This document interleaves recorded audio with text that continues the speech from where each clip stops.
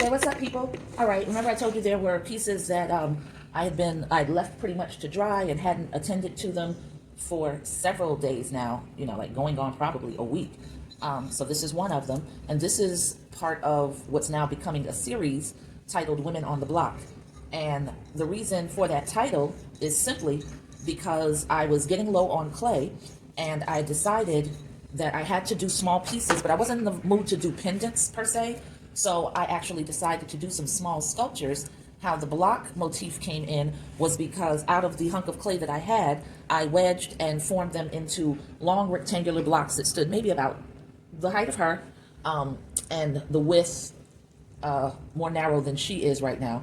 And I wanted to freestyle, and basically I just plunged my thumbs into the clay at different points and sort of randomly maneuvered my fingers until I felt like I saw something. And that had to happen for me like within the first couple of manipulations with my hand. I wanted to see like what's the first thing that comes to mind and build off of that. So I ended up with her, and I'm loving her. And so she was formed from the block without any additional pieces added. Now that wasn't the case with the second one. The second woman from the block, let me see. No, I did not add any pieces to her. I'm lying. The third woman from the block had pieces added to her. And she's weird because she falls into two series categories.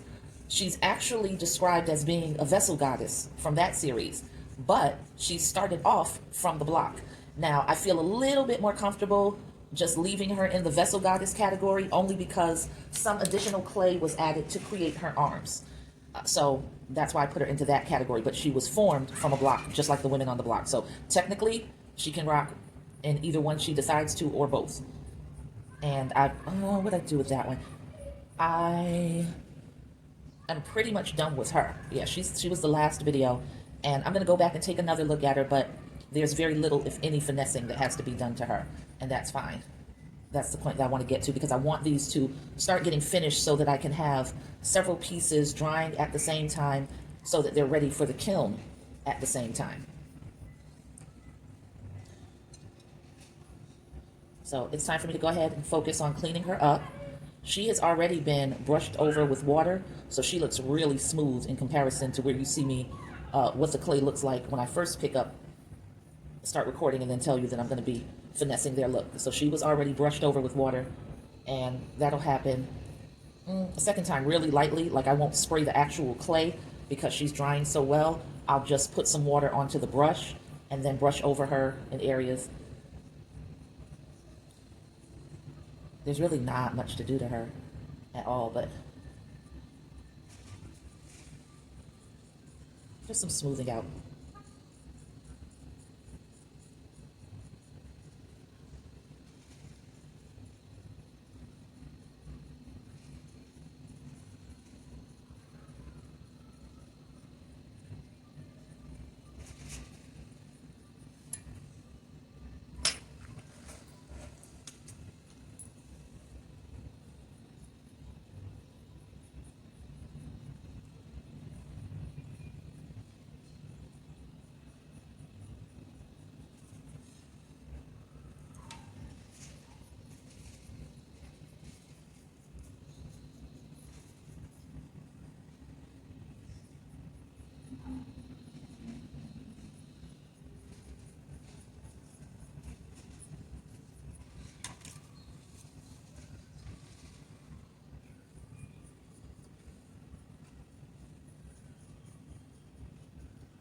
And tomorrow I've decided I'm going to work on the painting of Three Sisters, One Fro.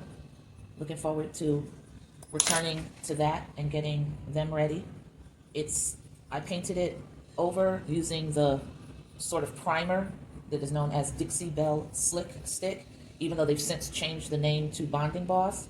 And it says to let cure for, ooh, I thought that was a crack. That's my hair. Thank you. I didn't need that in my life. I didn't want that to be a crack. So anyway, it says to let cure for 24 to 48 hours. And initially in one of my videos, I think it was a video done on a Monday, and I said that I was going to go ahead and start painting her on a Wednesday. So that would have been Wednesday of this past week. But I did not do that. I decided, why rush, Go ahead and let it cure completely and solidly and really stick to that surface. And so now we're talking about, it's, what day is it? Yeah, it's Monday. So it's, yeah, 5 days, pretty much a business week past the time that I said I was going to let it cure. So I feel really confident going in now. So I'm looking forward to that and getting them finished and painting them. And that's going to, I think I'm gonna save that for tomorrow, because tomorrow I want to be sort of a chill day. Of course, you know, most of you are off for vacation today for Memorial Day. Always a bittersweet time in the creative world because of Dro, Will the Real One. I won't go into it, but you know what it is. So I was off today and I wanted to take another day, so I did.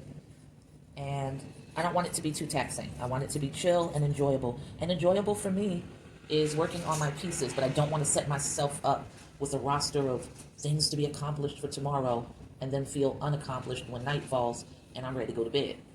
So that's the only thing that's absolute on my agenda for tomorrow is Three Sisters, One Fro. And I'm looking forward to making a lot of progress on that.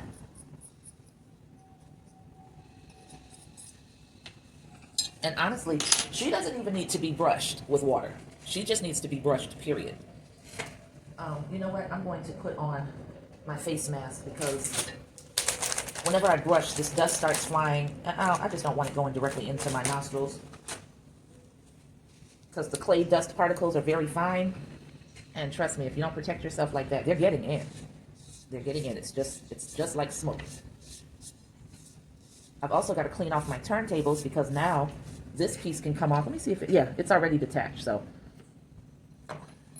all I have to do is go in and clean up the wonky areas where it's detached and it's not 1000% straight.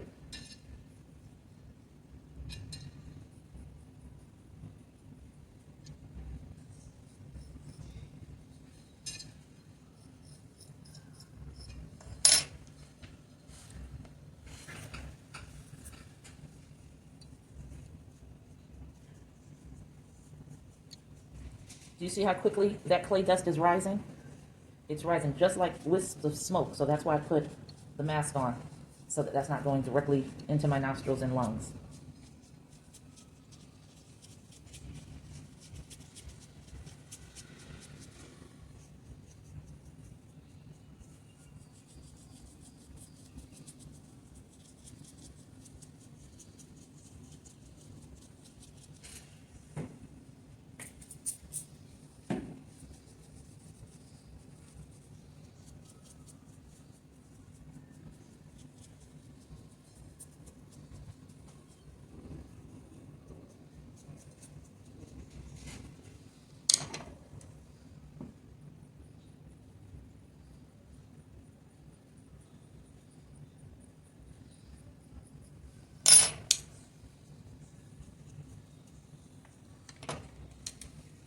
And I'm just going to go ahead and put a few different lighting perspectives on her and spin her around slowly for you because she's done. There's nothing else that I want to do to her. Bring this close so that you can see the detail. All right, so spin her around for you.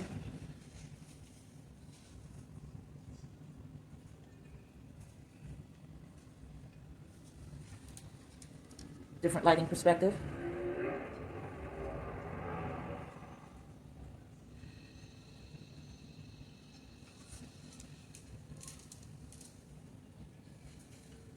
Another lighting perspective.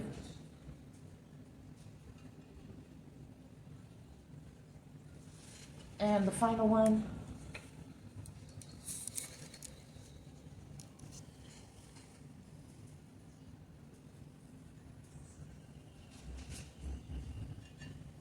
Okay.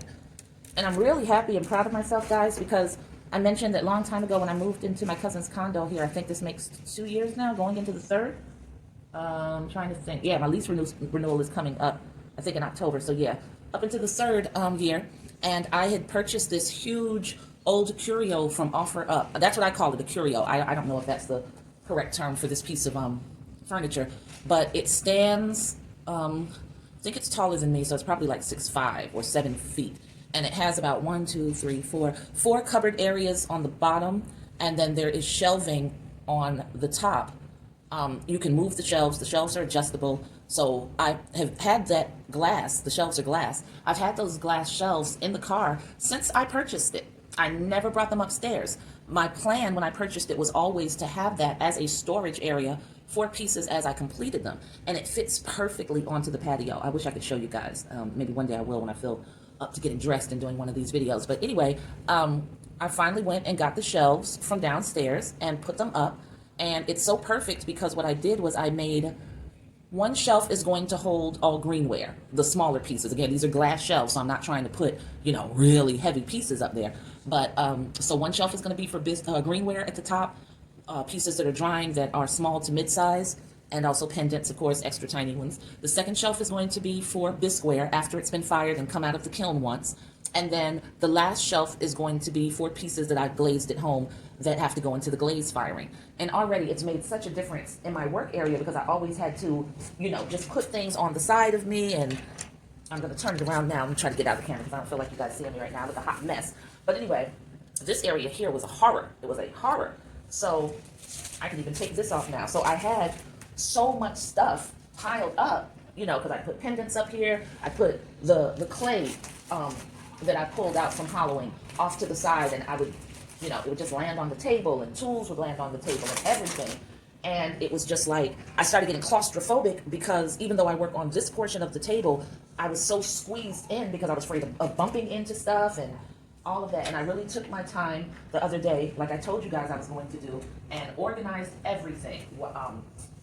And I had all of this stuff over the table, and now that I've brought my glass shelving up, I was able to transfer those pieces from the table to the curio, and now I've got, a much more open workspace, and it just really does wonders for you psychologically because you're not afraid of bumping into everything. And as you guys know, or you might not know, greenware, as this is called when it's in this state, it's been formed, it's been molded, but it has not been fired, is very fragile. Like if I took and thumped the edge of this, it would just pop right off. It can be very crumbly. So if you're by a table and you bump into the table and it causes the greenware to vibrate, now there's a chance that you just made a break in a piece that had not been there previously. So you want to get that stuff out of your way, and you want to get out of its way so that it can make it into the kiln. And I was really working against myself for just being so junky and lazy and just throwing everything around. And I can pretty much tell you I'm not going to make that mistake again because the difference in just being able to come here and work, and if I accidentally bump the chair into the table, I'm not worried about 4 pieces that I have sitting on that same table. So I'm utilizing finally the curio in the way that I intended when I purchased it. So yeah, this video is 19 minutes long. I had to have been talking to you for about 5 minutes at least. So go ahead and shave that off, call it 14 minutes, and nothing was really done to her. I was just checking her out and trying to see if there was much to do. There's not. So she's going to go out onto the what shelf? The greenware shelf, and now she's going to dry. I'm not bothering to tint those pieces because it's very humid out on the patio. Not a wet sort of, so maybe humid's the wrong word, but the temperature out on the patio is fairly even. So there's no AC that really comes through and lights that area up. There is a ceiling fan that helps to distribute the air and keep it a little cool. So I think that putting her out onto the greenware shelf is going to work out just fine. And I'm going to stop this video. I'm going to do a little bit of editing on the last video, throw up this one, and then I'll be back to look at one of the vessel goddesses that I think is just about done, but I just want to check her out a little bit, make sure, and then she's going to go out there as well. So as always, thank you so much for hanging in here with me. Peace.